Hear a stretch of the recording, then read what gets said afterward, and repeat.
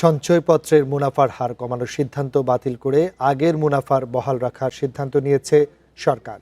রোববার পুরনো হার বহাল রাখার প্রজ্ঞাপন জারি অভ্যন্তরীণ সম্পদ বিভাগকে অনুরোধ করেছে অর্থ বিভাগ।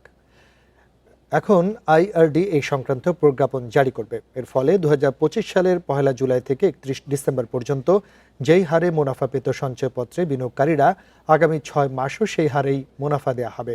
এর আগে গত ২৮ ডিসেম্বর এক প্রজ্ঞাপনের মাধ্যমে ২০২৬ সালের ১ জানুয়ারি থেকে ৩০ জুন পর্যন্ত সব ধরনের সঞ্চয়পত্রের মুনাফার হার কমানো হয়েছিল। ফলে পরিবার সঞ্চয়পত্রে ৭.৫ লাখ টাকার কম বিনিয়োগে ৫ বছরের মেয়াদ পূর্তিতে মুনাফার হার ১১.৯৩% বহাল রাখা হচ্ছে, আর পেনশনের সঞ্চয়পত্রে মুনাফার হার থাকছে ১১.৯৮%।